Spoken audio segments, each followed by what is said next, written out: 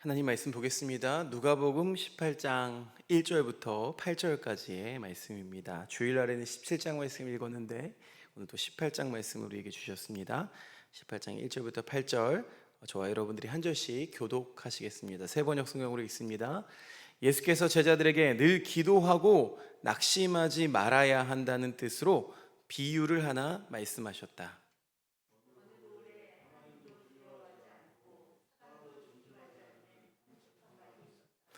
그 고을에 과부가 한 사람이 있었는데 그는 그 재판관에게 줄곧 찾아가서 내 적대자에게서 내 권리를 찾아 주십시오 하고 졸랐다.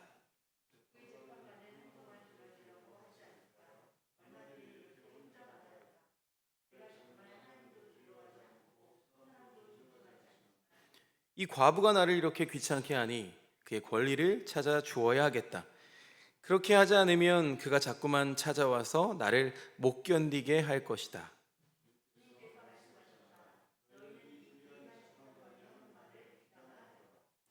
하나님께서 자기에게 밤낮으로 부르짖는 택하신 백성의 권리를 찾아주시지 않으시고 모른 채 하고 오래 그들을 내버려 두시겠느냐.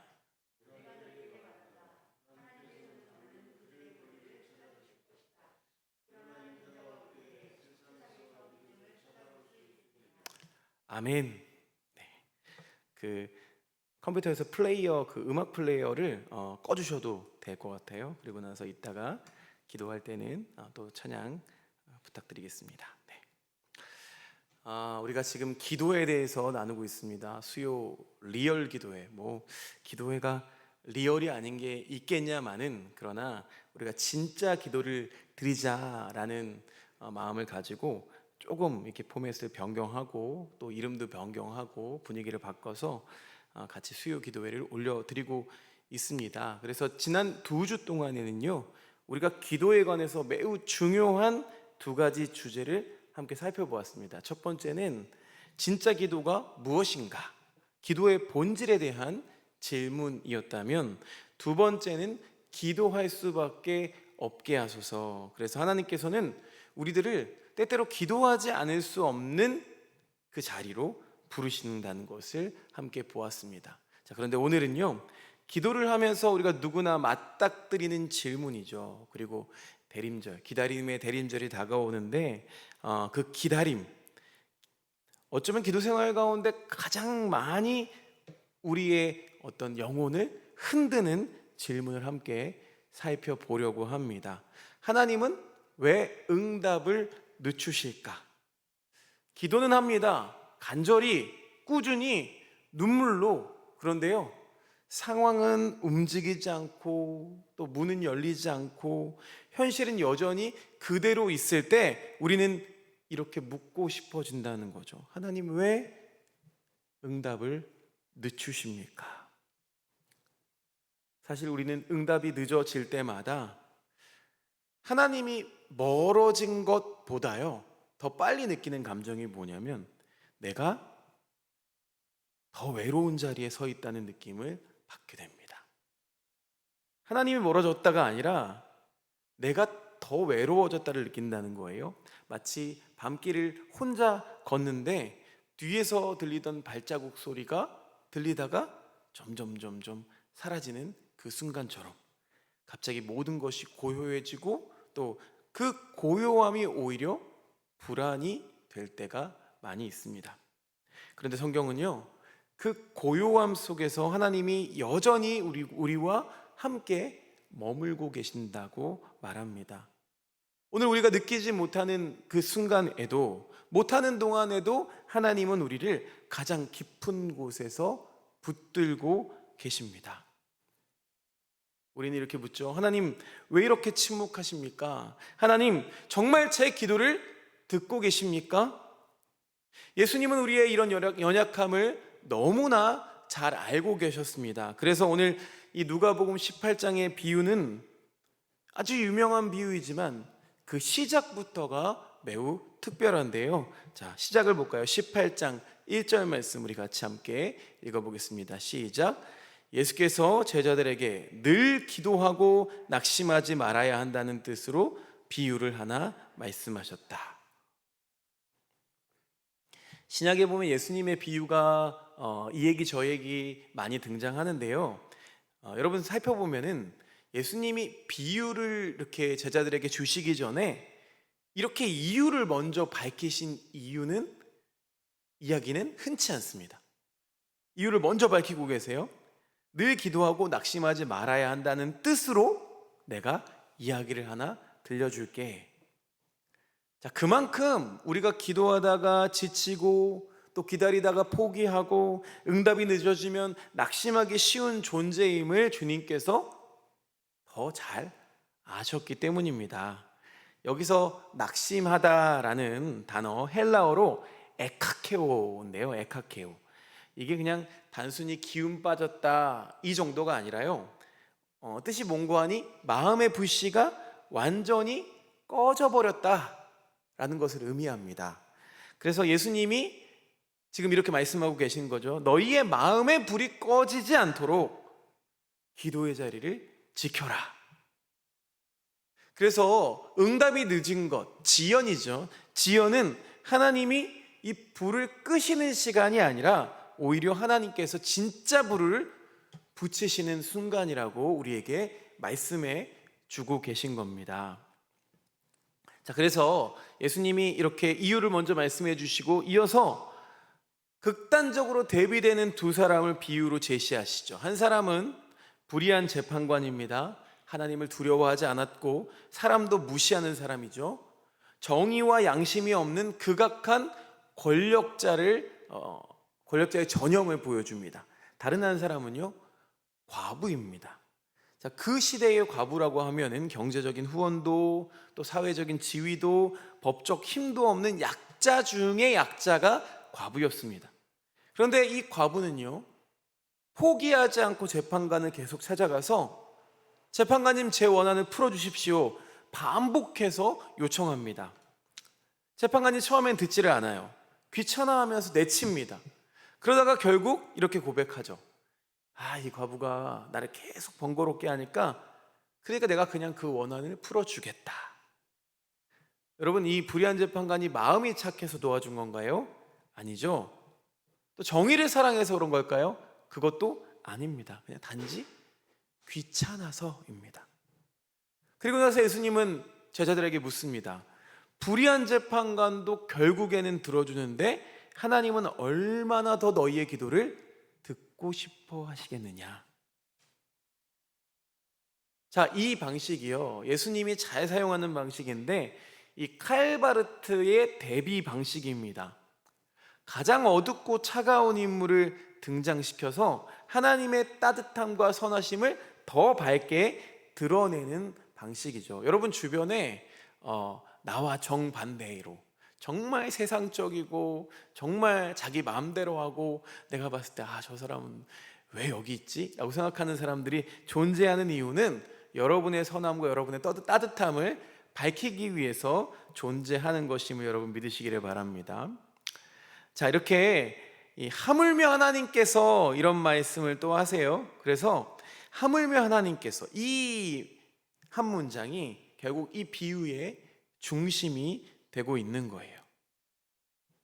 그래서 이 비유가 우리에게 들려주는 이야기는 하나님이 이 기도 응답을 늦추시는 이유가 사랑 없음이 아니라, 그러니까 불의한 재판관은 사랑도 없어요. 그냥 귀찮아서 했죠.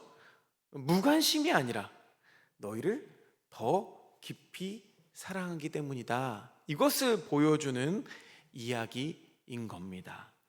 하나님은요, 이렇게 기도 응답을 미루시는 순간에도 우리를 떠나 계시지 않습니다. 여러분, 하나님의 침묵은 부재가 아닙니다. 오히려 가장 가까이에 계신 방식일 때가 많습니다.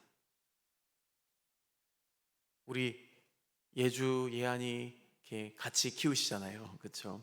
그러면 어린아이가 잠들기 전에 막 뒤척일 때가 있어요. 아이들은 이제 에너지도 막 넘치고 자기 싫어하는데 막 이렇게 뒤척이죠. 잠들기 싫어서 뒤척이는 거예요. 그러면은 할머니나 할아버지나 부모가 말을 거는 게 좋을까요? 안 거는 게 좋을까요? 걸지 않습니다. 그렇죠? 조용히 있어요. 그런데 조용히 있다고 그냥 죽어 있는 거 아니죠. 그 아이의 곁에서 아이가 이불을 차고 자면 이불을 덮어주는 것처럼 하나님은요, 내가 알아차리지 못할 만큼 내 곁에서 조용하게 그러나 끊임없이 우리를 돌보시는 존재임을 여러분 믿으시기를 바랍니다. 자, 그래서 7절 말씀 보면은요, 예수님이 이렇게 말씀하십니다. 7절 말씀, 17절 말씀 같이 7절 말씀 같이 읽어보겠습니다. 시작. 하나님께서 자기에게 밤낮으로 부르시는 택하신 백성의 권리를 찾아주지 않으시고 모른 채 하고 오래 그들을 내버려 두시겠느냐. 7절 말씀이 맞아요. 네. 자, 여기서 밤낮 부르짖는다, 이거는요 하루 종일 끊임없이 말하고 있다, 뭐 낮이나 밤이나 이런 뜻 아닙니다. 뭐냐면요, 히브리적 어떤 시편적 표현을 보면은요, 이건 뭐냐면 하나님과의 관계를 끊지 않는다는 의미입니다. 그러니까 관계가 유지되고 있다라는 의미예요. 그러니까 하나님은요, 우리가 기도를 얼마나 많이 했느냐로 평가하지 않으신다는 거예요. 그럼 무엇으로 평가하세요? 관계를 지속하고 있느냐로 평가하신다는 겁니다. 그러니까 하나님의 지연은, 응답의 지연은 우리를 시험하시기 위한 것이 아니라 관계를 더 깊게 만들기 위한 하나님의 초대라는 겁니다. 이렇게 하나님은요, 기도를 행위로 계산하지 않으십니다. 몇 번이나 했는지, 얼마나 길게 했는지 그걸 보시는 분이 아니라는 거예요. 하나님이 바라보시는 건 언제나 이 관계의 지속성입니다. 어떤 신학자는 이렇게 말을 했다고 해요. 기도는 하나님께 향한 영혼의 방향이지 입술의 개수가 아니다. 하나님은 우리가 말하지 않아도 그분께 머물려고 하는 그 태도, 이 하나님 중심 안에서 넘어지지 않으려는 그 태도, 그 관계를 포기하지 않으려는 그 마음을 귀하게 보신다는 겁니다. 그러나 우리는 기도의 지연을 거절로 생각할 때가 많습니다. 하나님이 나를 잊어버리셨나? 하나님이 응답을 왜 이렇게 안 하시는 거지? 그러나 성경이 말하고 있는 이 지연은 하나님의 공방입니다. 하나님의 공방. 우리의 어떤 상황이 아니라 우리의 영혼을 만드시는 공방이라는 거예요. 여러분, 성경에 보니까 아브라함이 약속의 아들 그 이삭을 받을 때까지 무려 25년, 또 요셉이 꿈이 현실이 되기까지 13년, 모세가 부르심을 받기까지 40년, 또 이스라엘이 회복되기까지 70년, 이렇게 많은 시간과 우리의 눈으로 봤을 때는 지연된 하나님의 응답을 우리가 만나게 됩니다. 그러고 보면 하나님은 급한 게 하나도 없으신 분입니다. 왜냐하면 하나님은 문제 해결보다 이 사람의 형성을 더 중요하게 여기시기 때문이에요. 우리의 기도 응답이 늦어지는 동안에 하나님은 우리 안에서 우리의 욕심을 덜어내고 믿음을 깊게 하고 또 인내를 가르치고 하나님을 더 신뢰하도록 우리를 빚어가십니다. 만지십니다. 그러니 하나님 편에서는 응답보다 사람이 먼저인 거죠. 상황보다 성품이 먼저입니다. 시간보다 하나님의 손길이 먼저입니다. 그래서 신앙의 선배들이 이렇게 얘기한 것 같아요. 기도의 지연을 두고 그들은 영혼의 깊어짐이라고 표현했습니다. 왜냐하면 이 기다림은 우리의 조급함을 벗겨내고 우리의 욕심을 단단하게 눌러내고 하나님으로만 살 수 있는 이 체력을, 코어를 만들어 주기 때문입니다. 신앙은 뭐 어떤 것도 그렇지만 특히 신앙은 이렇게 빠르게 성장하는 법이 없습니다. 하나님은 언제나 우리를 깊게, 천천히, 그리고 견고하게 빚어가십니다. 한 농부가요, 배추나무를 심었어요. 그런데 5년이 지나도록 열매가 열리지 않는 겁니다. 농부가 화가 나서 이 나무를 뽑아버리려고 했어요. 근데 그때 지나가던 한 노인이 이렇게 말해주는 거예요. 대추나무는 뿌리를 깊게 내리는데 시간이 걸린다네. 뿌리가 준비되지 않으면 열매가 오래 가지 못한다네. 자, 그렇게 뽑지 않고 남겨둔 그 대추나무는 다음에 놀라울 정도로 풍성한 열매를 맺었습니다. 그래서 지연이라는 것은 여러분 열매 없음이 아니라 뿌리를 내리는 작업입니다. 하나님은 응답보다 우리 뿌리를 먼저 깊게 만지시는 분이십니다. 그런데 뿌리는 보이지 않아요. 그러나 나무의 생명은 결국 뿌리에 달려 있습니다. 앞에 화초들 보이시잖아요. 이거 우리 교회가 예전에도 화초를 사기도 했고 뭐 선물도 받았고, 이런 화초들이 우리 교회에서 잘 오래 가지를 못하는 거예요. 금방 죽어요. 저는 그 화초에 물을 늘 줬는데, 그래도 일주일에 한 번씩 줬는데도 화초가 금방 죽는 거예요. 그래서 와, 나 똥손이구나, 나에게는 그 화초를 키울 만한 능력이 없구나 라고 생각했는데, 알고 보니까 이렇게 선물 받은 화분에는 흙이 절반도 없는 거예요. 그래서 우리 정집사님하고 뭐 고집사님하고 몇몇 분이 이 흙을 다 채워놨습니다. 자, 흙을 채워놓고 나니까 아이들이 건강해진 것 같아요. 확실히 잎이 떨어지는 것도 덜하고 마른 것도 덜하고, 이제 겨울에는 2주에 한 번씩만 물을 줘도 잘 유지가 된다고 이렇게 얘기하시더라고요. 여러분, 우리 믿음도 마찬가지죠. 하나님은요, 눈에 보이는 열매보다 보이지 않는 뿌리를 먼저 돌보시는 분입니다. 그래서 지연이라는 것은 하나님의 은혜일 때가 더 많다는 거예요. 뿌리가 준비되지 않은 열매는 오래가지 않기 때문이죠. 하나님은 우리가 넘어지지 않을 힘부터 주시고, 또 그 다음에 우리에게 응답을 주시는 줄로 믿습니다. 우리는 빠른 응답을 원해요. 그런데 빠른 것이 좋은 것은 아니라는 것을, 다 좋은 건 아니라는 것을 여러분은 잘 아실 줄로 믿습니다. 오히려 정확한 것이 더 좋은 것이죠. 우리는 편안한 길을 원하지만 하나님은요, 성숙한 길을 원하십니다.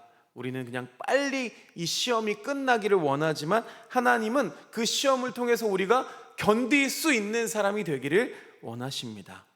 그러니까 지연은 낙심의 시간이 아닙니다.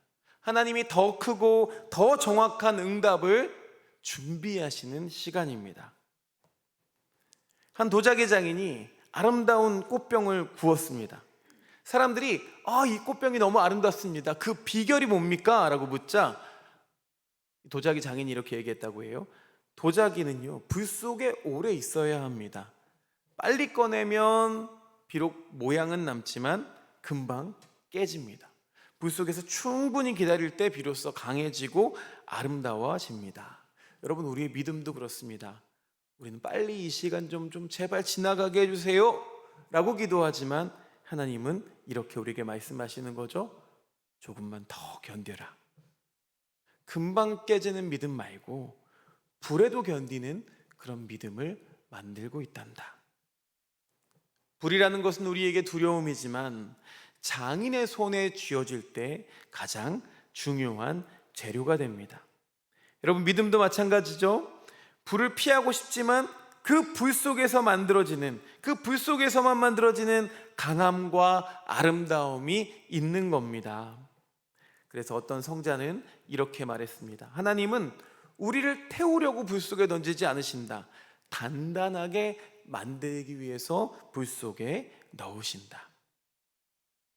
그래서 이 지연은 불과 같지만 그 불은 우리를 깨뜨리려는 불이 아니라 빛나게 하려는 불인 줄로 믿습니다. 말씀을 마무리합니다. 예수님은 이 비유를 이제 이렇게 마무리하시는데요. 8절 하반절 말씀 함께 읽어보겠습니다. 시작. 인자가 올 때에 세상에서 믿음을 찾아볼 수 있겠느냐. 자, 결론 보니까 예수님의 관심은요, 결국 누가 더 오래 기도했느냐 이게 아니라, 누가 더 큰 소리로 기도했느냐 이게 아니라, 누가 더 아름다운 문자로 기도했느냐 이게 아니라, 기다림 속에서도 믿음을 지킨 사람, 그 사람이 누구냐? 이걸로 평가하신다는 거예요. 여기에 관심이 있으시다는 거예요. 우리가 기다리는 동안 하나님은 우리의 믿음 상태를 보십니다. 사랑하는 여러분, 하나님은 늦지 않으십니다. 이게 우리 인간의 생각에서는 우리가 이 직선의 인생을 살아가다 보니까, 직선의 시간을 살아가다 보니까 시간이 더디 걸리는 게 느껴져요. 그러나 예수님, 우리 주님은 이 시간에도 계시고 알파와 오메가시잖아요. 이 시간에도 계시고 저 시간에도 계세요. 하나님의 입장에서 보면 모든 기도 응답은 즉시입니다. 그런데 우리 입장에서는 그게 즉각적으로 들어지지 않는 것 같은 거죠. 지연은 그렇게 하나님의 무관심이 아닙니다. 하나님의 다듬으심이고요. 침묵은 하나님의 거절이 아니라 하나님의 숨결입니다. 하나님은 우리가 응답을 받아서 기뻐하는 순간보다 기다림 속에서 하나님을 선택하는 순간, 그 순간을 더 귀하게 여기십니다. 응답은 결과이지만 믿음은 그 결과를 향해 가는 모든 과정 속에서 만들어지는 것이기 때문입니다. 그러니까 오늘은 우린 이렇게 기도해야 합니다. 주님, 지연 속에서도 낙심하지 않게 하소서. 주님, 빠른 응답보다 옳은 응답을 기다리는 사람 되게 하소서. 주님, 응답보다는 하나님을 더 바라보게 하소서. 하나님은 우리의 기도보다 우리 자신을, 우리 한 사람 한 사람을 먼저 빚어내고 계십니다. 그 기다림의 시간이 여러분의 믿음을 더 깊은 자리로 인도하시기를, 이 시간도 주님께서 그 깊은 자리로 우리를 부르심을 들으시면서 함께 기도하시기를 축원합니다. 기도하겠습니다.